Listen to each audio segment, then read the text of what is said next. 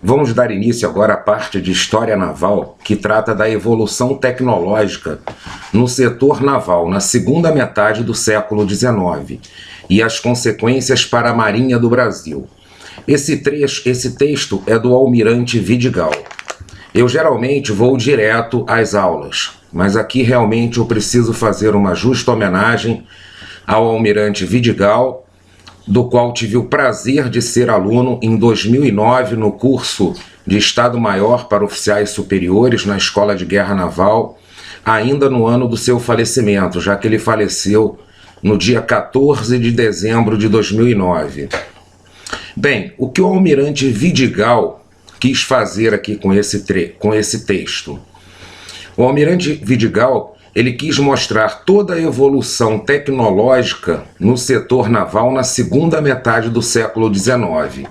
Então, se nós estamos falando aqui, segunda metade do século XIX, como eu já expliquei para você que é meu aluno aqui no curso, século XIX, a gente diminui 18. Então, são aqueles anos de 1800 e alguma coisa. Segunda metade do século XIX inicia-se ali em 1850. Então é no período compreendido de 1850 a 1900. E as consequências dessa mudança, dessa revolução tecnológica para a Marinha do Brasil. No que tange a esse texto do Almirante Vidigal, o que acontece?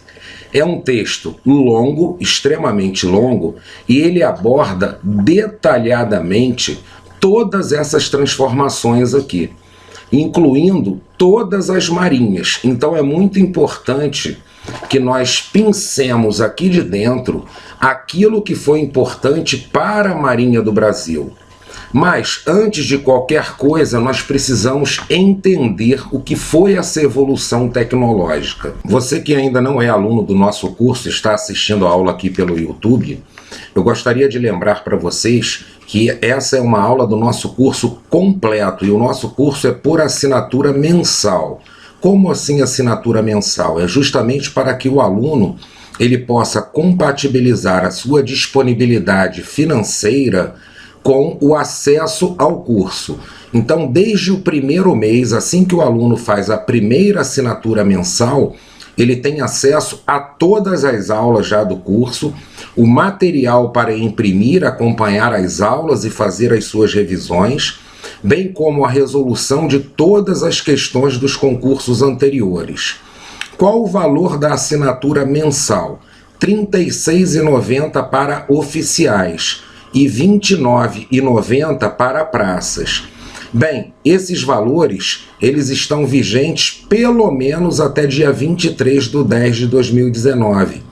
Pode ser que após esse período sofra um pequeno reajuste, mas se houver reajuste, eu garanto para vocês que o reajuste não será um reajuste grande. E lembrando que você pode fazer a sua assinatura apenas por um mês, ou por 2 meses, ou por 3 meses. Funciona assim. O aluno assina por um mês. No final desse mês, ele decide se vai renovar a assinatura ou ele vai cancelar a sua assinatura. Dessa forma, pessoal, vocês podem fazer aqui 3 meses de assinatura, por exemplo, renovando 2 vezes, assina um mês, renova uma vez, renova outra vez. Vai dar o quê? Dão 3 meses aqui de assinatura. E você vai pagar um valor muito abaixo de mercado para ter um curso completo à sua disposição. Além disso, pessoal, a confiança no nosso trabalho e o número de alunos aprovados no último concurso faz com que a gente divulgue aqui e faça questão de divulgar uma coisa que é direito de todos aqueles que adquirem qualquer curso virtual, qualquer produto virtual. 7 dias de garantia.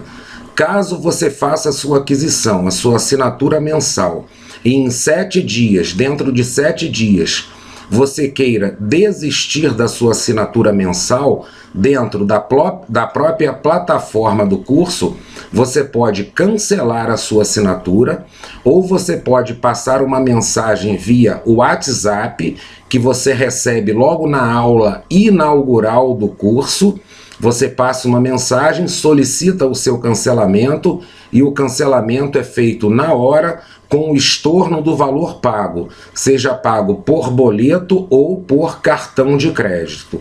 O site do nosso curso, www.rm2total.com.br. Do site do nosso curso, pessoal, existe um link que dá acesso à nossa página do Facebook, como também ao próprio canal aqui do YouTube, aonde você pode ver postagens, comentários de inúmeros aprovados para que você possa ver realmente o número de aprovados que nós tivemos no concurso anterior. Vamos à aula, pessoal.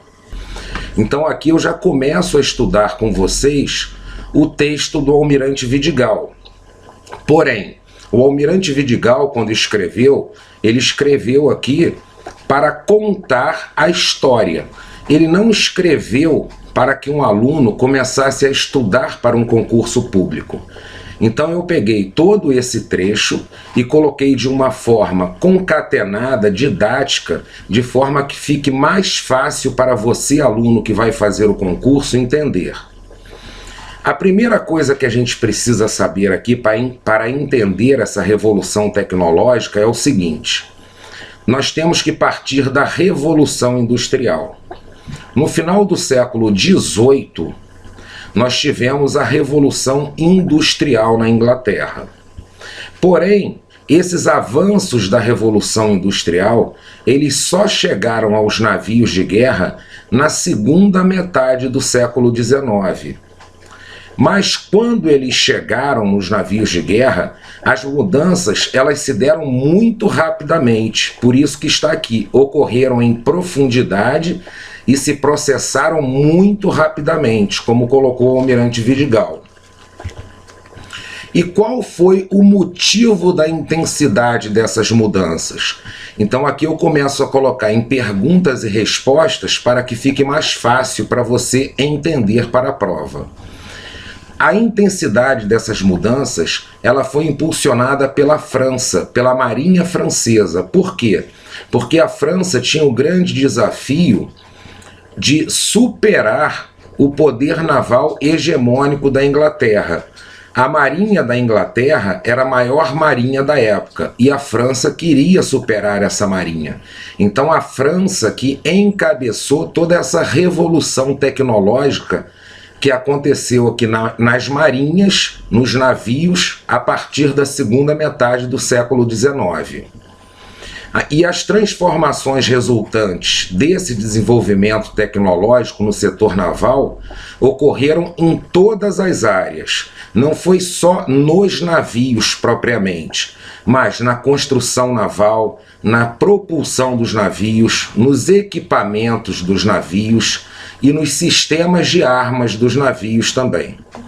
Então vamos ver aqui como eram as marinhas e os navios até 1850. Lembrando a você que tudo isso aqui está dentro desse trecho do Almirante Vidigal. Eu apenas troquei a ordem e coloquei em forma de perguntas e respostas para que você entenda mais facilmente. No início do século XIX, não havia diferença sensível na qualidade dos navios das grandes potências e de países recém-egressos do jugo colonial, ou seja, daqueles países que tinham se tornado independentes recentemente, que até então eram colônias. Então, até ali o início do século XIX, praticamente todas as tecnologias dos navios eram iguais. A grande diferença que existia entre as marinhas era mais quantitativa do que qualitativa. A marinha mais forte era aquela que tinha o maior número de navios, mas a qualidade ela diferia muito pouco entre os navios e entre a tecnologia dos navios. A grande maioria dos navios de guerra, antes dessa data, era de construção toda de madeira, com propulsão apenas a vela, armada com canhões de ferro, montados sobre carretas dispostos ao longo dos bordos dos navios e atirando projetis sólidos. Vamos dar uma paradinha aqui apenas para explicar. Os canhões, então, eles eram montados sobre carretas, e essas carretas elas se deslocavam ali pelo convés do navio. E o que são projetis sólidos? São os projetis que não são explosivos. Então eles não explodiam quando eles colidiam com o navio do adversário, ele causava o dano apenas pelo impacto e não pela explosão. Então nós estamos vendo aqui como eram as marinhas e os navios até essa revolução tecnológica. Porém, a partir de 1850, chegava ao fim definitivamente a época em que uns poucos operários, dispondo de uma tecnologia tradicional, de aprendizado longo, mas que depende apenas da prática e de ferramentas simples, ao alcance de qualquer um, podiam construir os maiores e mais modernos navios de guerra existentes. Isso por quê, pessoal? Porque nós não tínhamos muita tecnologia. Porém, a partir da revolução tecnológica, o país que não se industrializasse não teria mais condições de construir e mesmo de apenas manter uma esquadra moderna e eficaz. E um exemplo aqui para a gente, isso aqui é importante porque trata-se da Marinha do Brasil, foi a nossa esquadra de 1910, que nós já vimos anteriormente nas nossas aulas de História Naval, baseadas no livro do Almirante Bittencourt. É um exemplo claro que, mesmo existindo recursos para a aquisição de navios modernos, como foi o caso da esquadra de 1910, mas não havendo uma base industrial capaz de mantê-los e nem competência para operá-los devidamente, eles muito pouco significarão em termos de verdadeiro poder naval.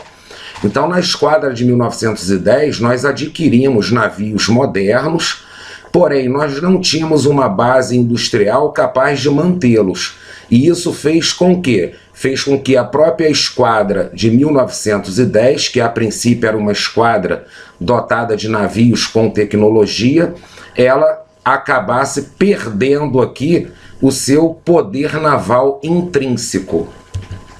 E como se comportou o Brasil diante desta revolução tecnológica ocorrida na segunda metade do século XIX? Aqui a gente já precisa saber logo de cara, pessoal. O Brasil não acompanhou toda essa mudança tecnológica. A indústria naval brasileira, que foi importante desde o período colonial, aí aqui eu chamo a atenção aqui do estaleiro Ribeira das Naus, em Salvador, que foi um importante estaleiro do período colonial, citado aqui pelo Almirante Vidigal. E já no período imperial, o Arsenal da Corte, que hoje é o Arsenal de Marinha, no Rio de Janeiro. Ambos capacitados para a construção até mesmo de naus, os mais poderosos navios de guerra da época, a Marinha, com tudo isso, não pôde acompanhar as mudanças tecnológicas que se sucederam e entrou em acelerada decadência. Então, o que precisamos saber aqui, pessoal? A Marinha não acompanhou essa revolução tecnológica e a nossa Marinha entrou em decadência. É bem verdade que durante a Guerra do Paraguai, aí eu coloquei a data aqui para a gente poder compatibilizar o quê? O período que nós estamos estudando e a Guerra do Paraguai. Olha que a Guerra do Paraguai foi aqui de 1864 a 1870. Então, durante a Guerra do Paraguai, foi feito um considerável esforço para a aquisição de tecnologia moderna. E o sucesso mais expressivo aqui foi a construção de navios encouraçados, que tornaram possível a passagem de Humaitá. Porém, mesmo com todo esse esforço aqui da Guerra do Paraguai, pessoal, nós não conseguimos acompanhar essa revolução tecnológica. Todo esse esforço fez com que, ao final da Guerra do Paraguai, nós tivéssemos uma marinha significativa, sendo superada em bocas de fogo, ou seja, em capacidade de tiro, apenas pelas marinhas da Inglaterra, Rússia, Estados Unidos e Itália. Porém, tecnicamente, ela já estava retardatária. Isso que é importante aqui que nós saibamos. Foi feito um esforço, mas esse esforço aqui da Guerra do Paraguai, ele não adiantou para que nós acompanhássemos aquela revolução tecnológica. A nossa marinha ali era significativa, sim, mas tecnicamente ela já estava retardatária. E como eram os nossos navios nessa época? A maioria desenvolvidos para o cenário típico do Rio da Prata. Eram inadequados para operar no mar, porque tinham pequena borda livre. Embora alguns dispusessem de propulsão vapor, a maioria ainda usava o quê? A roda em lugar de hélice. Então eram rodas laterais que eram colocadas no navio, que giravam e com o giro dessas rodas o navio se locomovia. A grande maioria era de madeira e poucos levavam couraça. Enfim, pessoal, os nossos navios eram praticamente iguais a todos os navios dos demais países ali até 1850.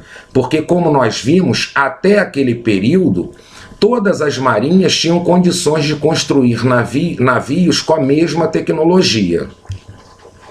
Boa parte da artilharia usada era de canhões de ferro montados sobre carretas, e esses canhões atiravam através de aberturas feitas no casco. Projetis sólidos não explosivos, como eu expliquei para vocês anteriormente. Com a evolução tecnológica, sua obsolescência foi, pois, muito rápida. E quais foram os motivos que levaram o Brasil a não acompanhar toda essa evolução tecnológica? Bem, o principal motivo aqui foi a falta de recursos financeiros. Por quê? Porque o Brasil teve um esforço financeiro muito grande com guerras externas, principalmente com a Guerra da Tríplice Aliança. Tivemos também turbulência interna no país, confusão, após a independência. Isso arruinou a economia do país. Arruinando a economia, nós ficamos ali sem ter condições de gerar recursos financeiros. A independência também, ocorrida em 1822, tirou o poder político da Marinha. E essa situação se agravou ainda mais com a revolta da Armada de 1893.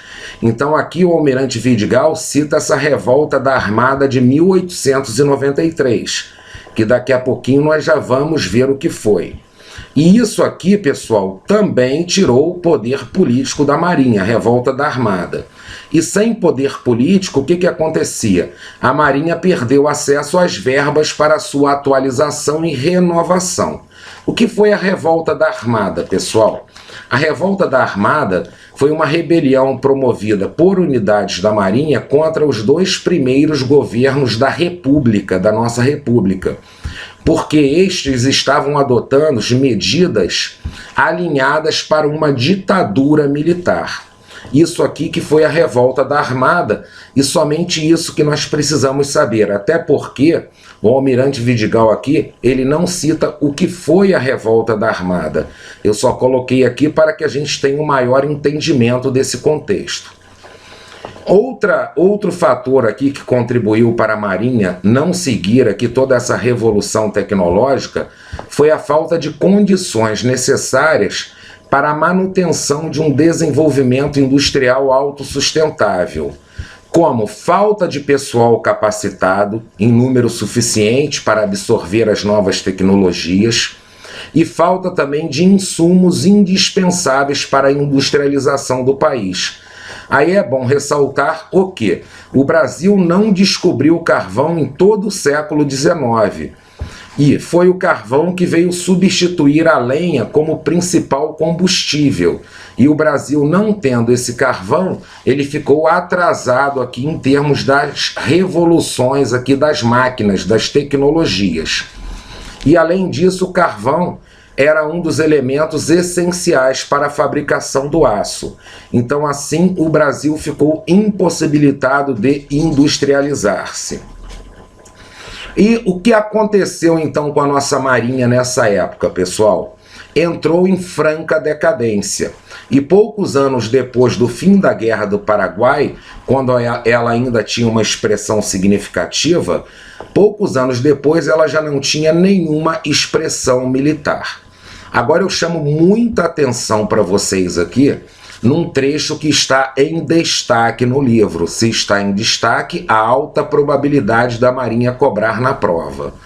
Essa situação, pessoal, da decadência da Marinha, ela foi retratada por Rui Barbosa em Cartas da Inglaterra. Rui Barbosa, em 1896, observe aqui que nós estamos na segunda metade do século XIX, retratou de forma dramática a situação da nossa Marinha, comparando-a dentro da lógica da época com as marinhas dos demais países do ABC. Esses países do ABC aqui eram Argentina, Brasil e Chile. Então o que o Rui Barbosa fez? Ele comparou a marinha do Brasil com a marinha da Argentina e do Chile. E o trecho de Rui Barbosa que passo a ler para vocês. Acabo de ler com tristeza, em um opúsculo recente, o estudo comparativo de nossa armada com a do Chile e da República da Argentina. Um confronto há pouco esboçado pelo jornal mais influente deste último país, ou seja, o jornal da Argentina, a Prensa de Buenos Aires, opõe a cada um de nossos vasos de guerra hoje válidos um competidor formidável, deixando ainda nas sombras com que compor mais de uma esquadra, capaz de medir-se com a nossa. Ou seja, o Rui Barbosa aqui, ele retrata o quê? A decadência da nossa marinha. E, colocando aqui, comparando a marinha do Chile e a marinha da Argentina com a nossa marinha. E o trecho mais importante aqui é esse aqui.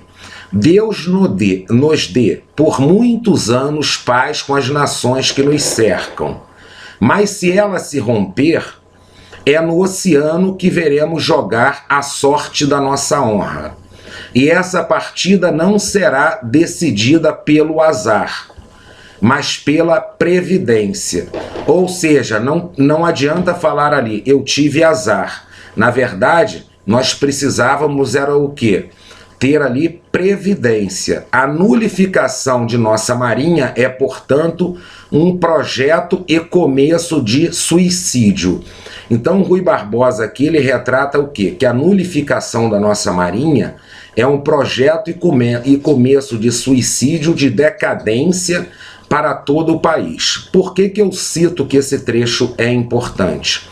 Porque a Marinha pode citar esse trecho aqui no enunciado de uma questão e perguntar a que isso se refere. Isso se refere a quê? A Rui Barbosa comparando a nossa marinha com a marinha da Argentina e com a marinha do Chile, e a Rui Barbosa fazendo menção aqui à decadência da nossa marinha a partir de 1850, ou seja, a segunda metade do século XIX, quando a nossa marinha não conseguiu acompanhar toda a revolução tecnológica dos meios navais. Daqui a pouco a gente volta, pessoal, para nós observarmos nesse período aqui tudo o que aconteceu em termos de evolução tecnológica e como isso influenciou na nossa marinha, que é o mais importante. Nós pegarmos aqui desse trecho do Almirante Vidigal aquilo que diz respeito à nossa marinha. Até daqui a pouco, pessoal.